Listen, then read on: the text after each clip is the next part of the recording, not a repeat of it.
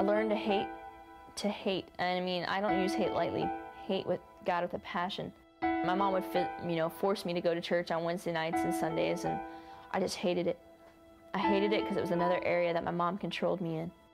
Serena grew up in a home where there was no love, just chaos.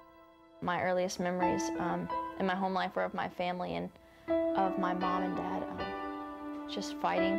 My mom was physically abusive towards my father, which was really weird to see at a young age. And eventually, Serena would feel the pain of her mother's rage.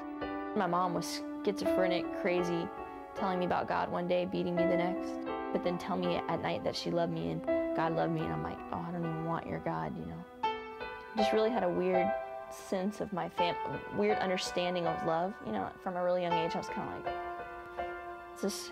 I thought this is how it was supposed to be. Even with Serena's twisted view of love, she continued to cry out to God. As I was going through abuse, I would go in my room at night and I would cry. And I would be like, God, why don't you hear me? My mom seems to think that you're so real, but you don't comfort me. I'm in here by myself, I'm hungry, I've got bruises, my brothers are scared, and there's always tension, but you're never here. At the age of 10, Serena's pain was so deep, she began to self-mutilate. I would just carve anything into any part of my body. I would just sit there with a tack and do that. I wanted to feel the pain that my mom was inflicting on me, verbally, and she inflicted it on me physically, but I felt that I deserved it. The abuse continued.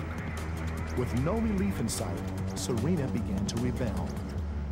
Her quest for love led her to explore pornography, experiment with gateway drugs like pot, and hardcore drugs like cocaine and acid. She was eventually lured to ecstasy, the drug that goes hand in hand with the rave club scene.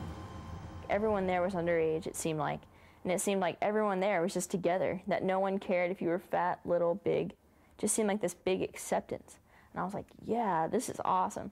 And I loved it. I loved it. The drug high gave Serena the ability to cope with the ongoing abuse at home. It seemed like the perfect answer, but she was still plagued by thoughts of suicide. I just wish I was dead, I tried slicing my wrist twice.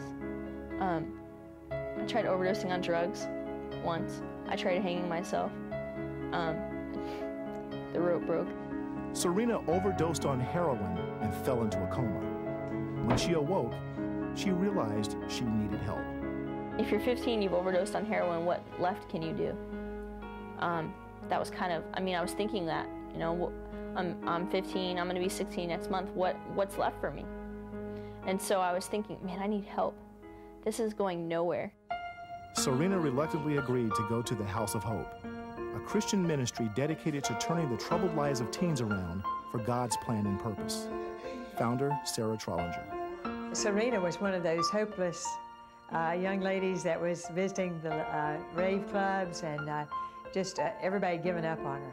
I was a mean kid, I was a little brat, and Sarah would always be like, I love you, look at you, you're beautiful, aren't you? I'm like, you do not know me, lady. It made me want to strive for something more, that someone had enough faith in me, and still she held my hand the whole way, and it's beautiful. Eventually, Serena found the love she was looking for from the God she thought was never there. The song came on, it says, What a Friend I Found, and it talks about how God is more intimate than lovers and how he's more personal than a mother.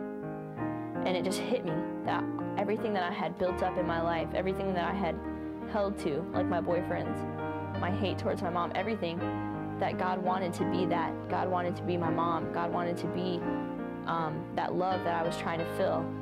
After 17 months of rigorous discipline and studying the Word of God, Serena successfully graduated from the program. Today, she is on staff at House of Hope as a house parent, giving to other girls what she desperately needed, love.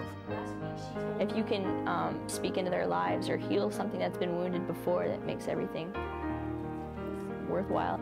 She was one of those that you thought, Lord, you got to come in on this one. And he did, and he showed himself powerful. I've watched her just grow in her levels of integrity and her desire to be a pure woman of God.